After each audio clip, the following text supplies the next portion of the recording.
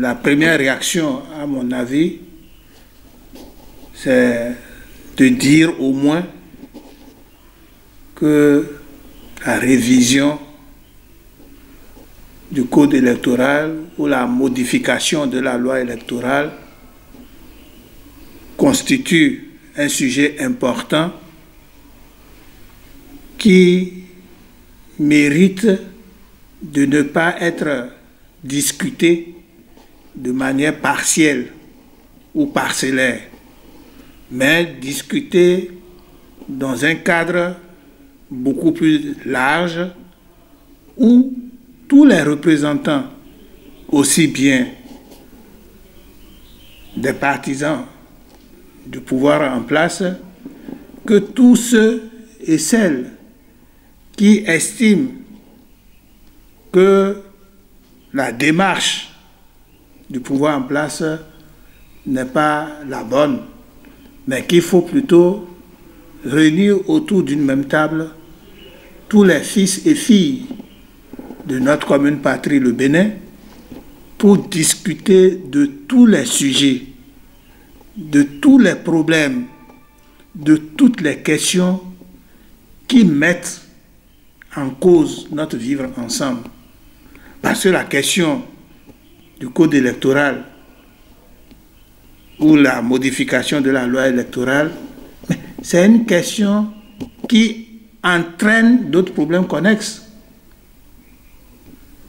Un examen réel de ce sujet aboutira nécessairement à la révision de la Constitution.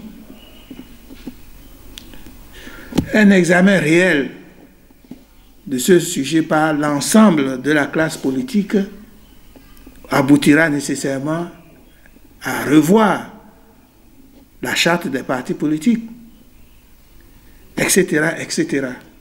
Donc, ce n'est pas un sujet à examiner de manière isolée.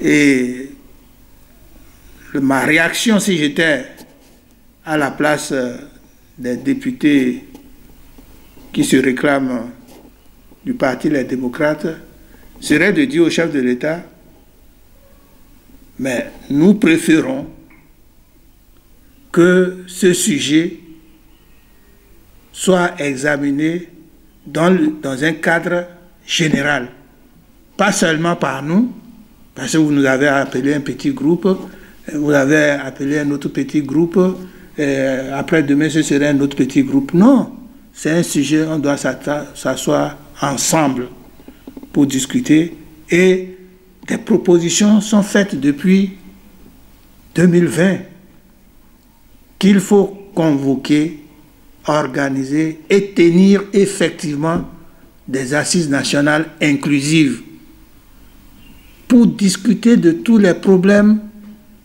qui créent la crispation actuelle, qui met à mal le vivre ensemble et qui fait fusionner des critiques de part et d'autre. Nous ne pouvons plus continuer avec le train de vie actuel que nous impose le régime de la rupture et du nouveau départ, enrobé de la ruse et de la rage. Il est temps que les Béninois et Béninoises s'asseyent pour les assises nationales inclusives et trouver des solutions consensuelles et durables pour que notre marche de la démocratie enclenchée depuis la conférence des forces vives de la nation au mois de février 1990 puisse se poursuivre. Parce que, ne nous voilons pas la face, il y a eu un recul de la démocratie. Il faut qu'on reparte sur de nouvelles bases. Il y a une difficulté dans la gouvernance de notre République. Il faut qu'on discute de la refondation de la République pour aller de l'avant.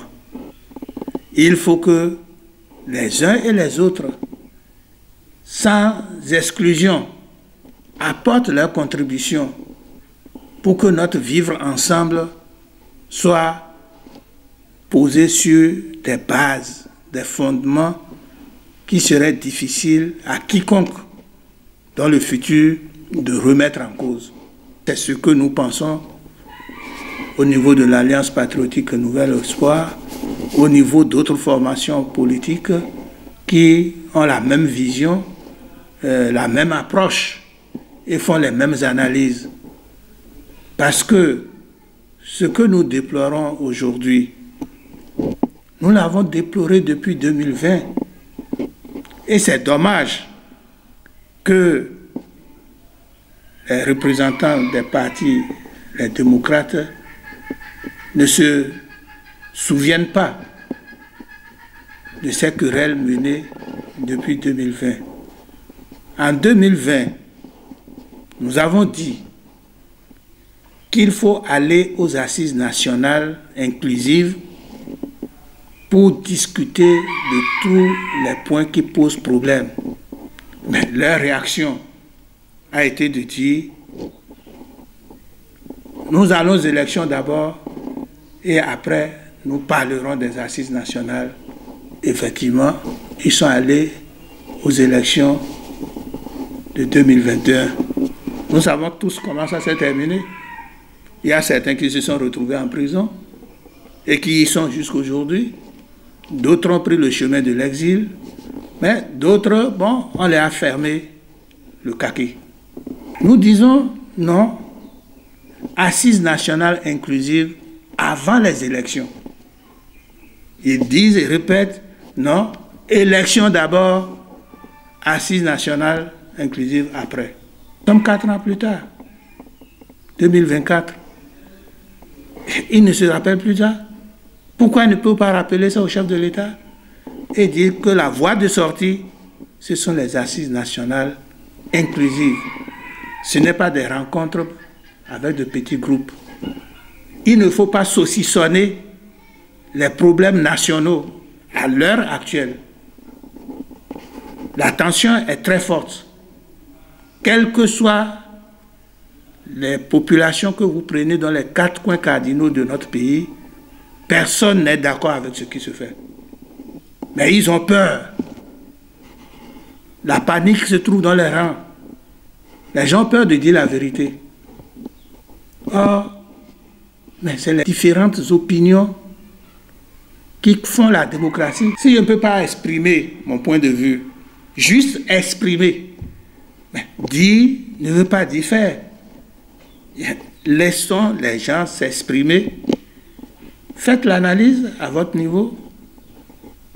Parce qu'on dit que c'est des discussions que jaillissent la lumière. Bon, la lumière, pour consolider la paix, peut jaillir de ces discussions. Mais aujourd'hui, la paix est remise en cause. La paix est remise en cause. Et dans différents domaines.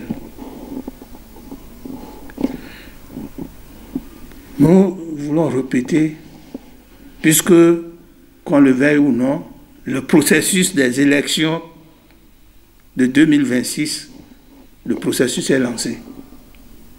Nous disons encore, on a le temps aujourd'hui, 2 ans avant les élections, d'organiser les assises nationales inclusives. En 2020, bon, on va dire, il restait 1 an pour les élections de 2021. Mais malgré ça, nous avons dit non, il n'est pas trop tard.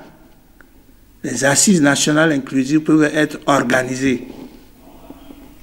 Bon. Et généralement, les gens disent qu'on a souvent tort de vite comprendre plus que les autres. Nous avons vu loin en disant, ah non, la solution, c'est les assises nationales. Et les assises nationales ne sont pas organisées jusqu'à aujourd'hui. Il est temps que les uns et les autres comprennent que la voie pacifique, la porte de sortie honorable pour nous tous, c'est d'aller par les assises nationales inclusives. Dans le cas contraire, bon, nous serons obligés de faire face à des situations que nous ne souhaitons pas. Exprimer ses opinions est un droit garanti par la Constitution du Bénin.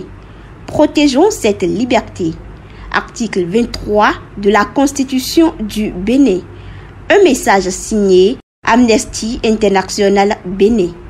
Peuple béninois, osez donc exprimer sans crainte vos opinions.